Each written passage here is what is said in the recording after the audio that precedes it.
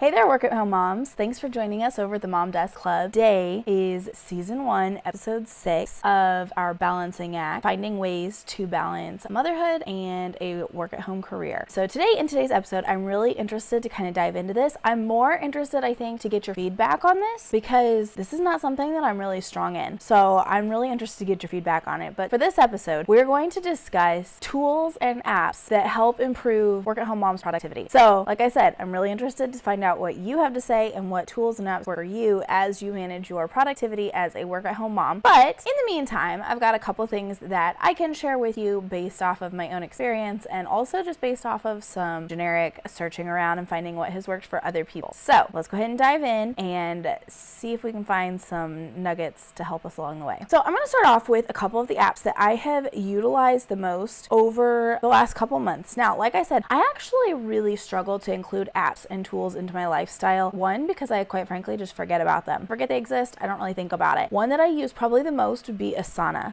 I don't use it to its full potential, which kind of ends up making me really mad. I wish that I was using it more to the level that it could be utilized at.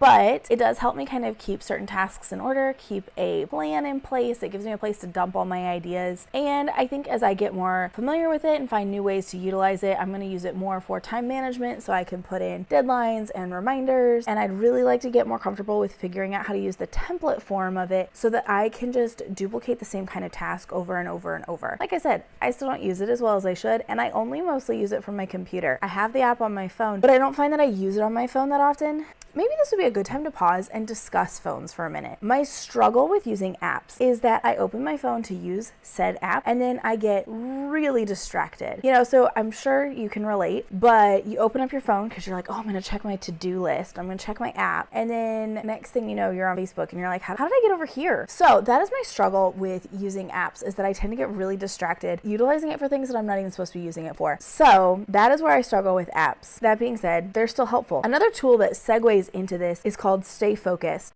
This is actually an app I use a lot, and it's not really an app, it's a Chrome extension. But what I love about this program is that it blocks websites after a certain amount of time. Now, granted, it's a little annoying because there are some caveats to it. It will, if you accidentally leave the window open for a while, sometimes your time will tick out and then you're gone. But that's not really a bad thing, I guess. So it's really easy to set up. You set up which sites it blocks, which sites it always allows. You set time limit. You go to change the time limit, giving yourself more time. It'll be like, are you sure you want to do that? Are you really, really sure you want to give more time? Are you sure you want to be a slacker like this and give yourself more time on Facebook that you really didn't need to have? Like, it'll ask you like 5 times if you're really sure. So what I do, and the way I use it, is I set up block time for Facebook and Instagram. And I think I even have it set on Amazon too. I don't remember what my thoughts were on that. I think I was going through a phase where I was buying way too much on Amazon, so I blocked Amazon, where I only get 15 minutes a day on those programs. And then after that time is up, then anytime you try to open it, it will pull up a window that says supposed to be working,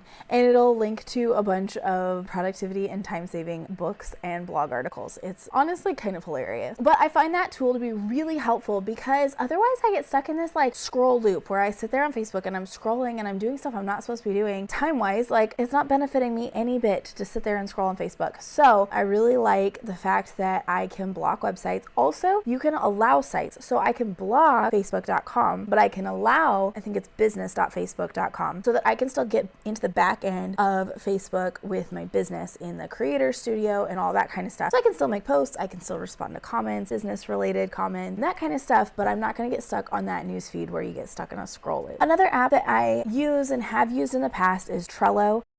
You can use it from your phone, you can use it from your desktop. I feel like it's really similar to Asana, different but similar. So I use them for similar things, blocking out content management, creating to-do lists, project management, where you're kind of moving things from one spot to the other, maybe with other people and other team members. So I think both of those tools can be used really well when you're working with a team. I think I probably still don't use either one of those to their fullest potential, but those are two that I use a lot. And honestly, aside from that, the only other app that I really use frequently is my Notes app on my iPhone, which is kind of just feels kind of lame. But I use my Notes app a lot. I take client notes in there so that they end up on my computer and on my desktop, my computer and my phone. I also use it to create grocery lists, and it's got checklists, and then I can share those with my husband. I've tried other apps before, grocery shopping apps, different things like that. And in the end, I always end up coming back to notes because it's there, it's basic, it's simple, you can make a checklist, you can share it with somebody else, and it kind of just streamlines the whole process. Sometimes I think we make things way too complicated, and then that messes us up big time. So now we're going to dive into a couple of apps that I haven't actually personally used, but I've either heard of people mentioning them and saying they really like them, or I have seen a lot of really great reviews, and they come up a lot on other sites that talk about productivity apps. These are apps that I think it would be really fun to incorporate into my lifestyle. I don't know that I will because, like I said, I'm not very good at that, but it could be just the perfect thing for you in managing your lifestyle, and it could really help you. So I think they're well worth mentioning as we kind of explore tools and apps to help time productivity as a work-at-home mom. Okay, so the first one is called Todoist. Basically a to-do list app. I kind of think I've had this one before. It sounds really familiar to me, but it allows you to keep your to-do list organized. It allows you to share it across different platforms and across different devices.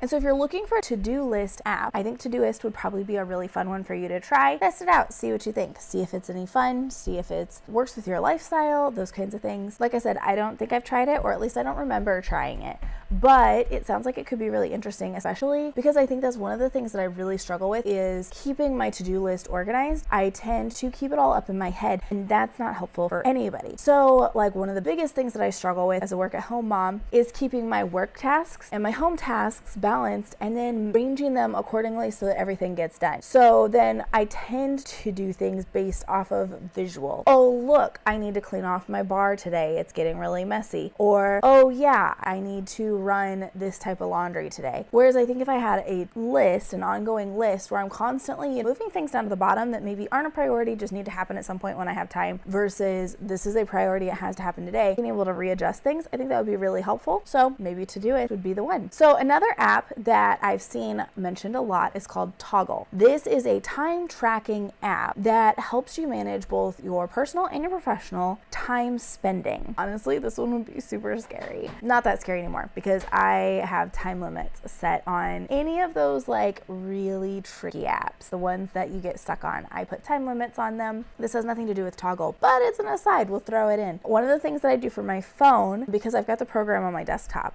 that helps block apps or websites. But for my phone, I actually just use in your settings, if you have an iPhone, it has the ability to block different apps after specific amounts of time. And I would use that for like Facebook and Instagram where I was really getting caught up in the site. But then I realized that if I knew the passcode to get through, I was just constantly getting myself through.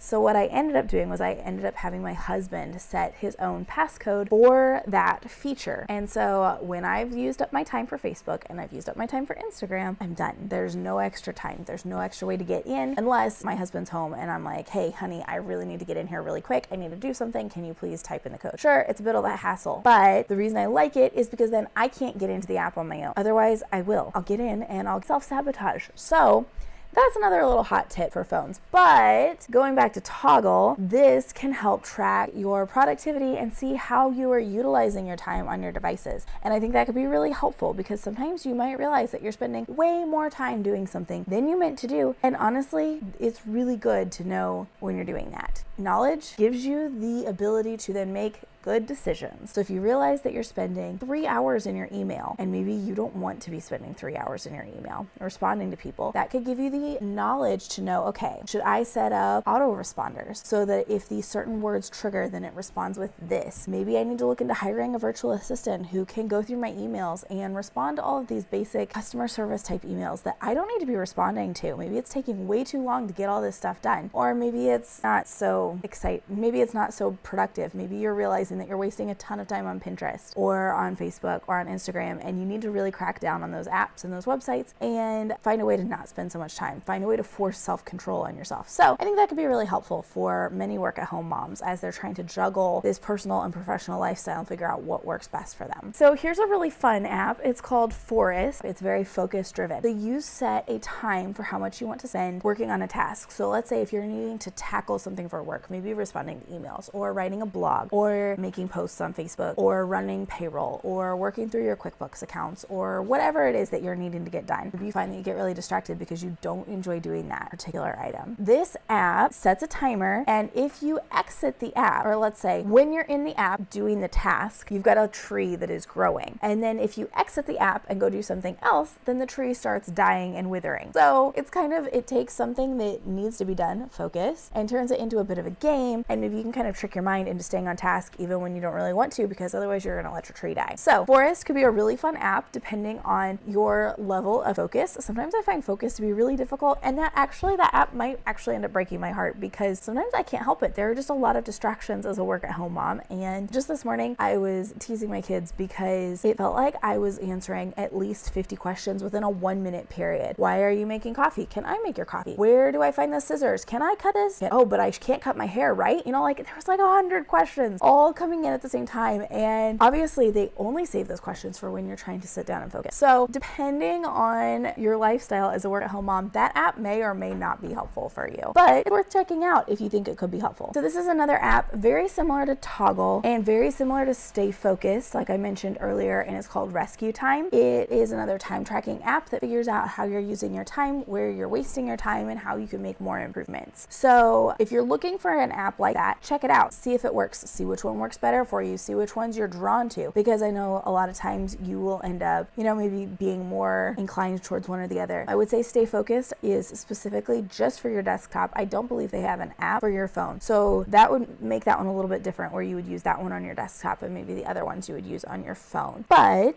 that could be a really good one to look into as you're looking for apps to help you really hone in on your productivity and time management. So here's another one that I actually haven't used, but I am fairly certain that I did download it and it's on my phone. It was referred through a podcast that I listened to, the Simple Farmhouse Life with Lisa Bass. She had on, I don't remember her name, but she owns Tube & Co., which is a natural skincare company. It's a product that I have been using recently and really enjoy. That's not an ad, that's just me mentioning it. But in that podcast, she was discussing this app, and it's called Cozy Family Organizer. I think this sounds so intriguing, especially for a work-at-home mom, because it helps you organize both your family and your personal and professional life, but it also syncs it across your family. So depending on the age of your children, this could be really helpful. You can sort your grocery list and your to-do lists and your calendars and your menu plans, all of these things. And so everybody is kind of on the same page. I think it's super intriguing, and I would be really interested in trying this out. Again, it's not going to work necessarily for my kids. My children are all really little. Nobody has a phone, but it would help maybe if syncing calendars between my husband and I, syncing the to-do lists, syncing up on even our grocery lists. He does a lot of the grocery shopping, but it's me sending the list. He goes and does the shopping, just depending. So I think this app would be really intriguing to try, and I would be really interested to try it out. And last but not least, we have Notion. This is a note-taking app, but it can also be used in a lot of other ways to organize information, organize to-do lists, organize notes, organize all sorts of different family details that you're maybe wanting to keep in one spot. And it can also be shared across different accounts. So you could share stuff with your husband, or you could share stuff with your team, or you could share stuff with other family members, that kind of thing. So whether you're managing projects or tracking a bunch of different notes, this could be a really helpful app for you. And if you're looking for an app that will do that, Notion gets some really great reviews, and a lot of people really like the way it functions and the way it works. All right, there you have it. Several apps, several tools that can help level up in your business and in your personal life and help you stay organized, or maybe motivate you to stay focused. Like I said, I really hope that you will put some of your suggestions down in the comments, because I would love to find out what works for you, even if it's something as simple as the Walmart app, because I use that all the time when planning out my grocery shopping and placing online grocery orders, or maybe you've got something completely unique that maybe we've never heard of. I would love to find out what tools and apps work for you to help you with time management and productivity as a work-at-home mom. All right, that wraps it up. I hope that you found some really great tools that can help you. This was episode 6, where we were discussing apps and tools for time productivity and time management. I hope that you're able to join us next time, because we are going to be discussing self-compassion for the busy work-at-home mom. So I think that's going to be an interesting one, as I kind of have this gut feeling that work-at-home moms don't have a lot of compassion for themselves. So I hope you're able to join us, and until next time,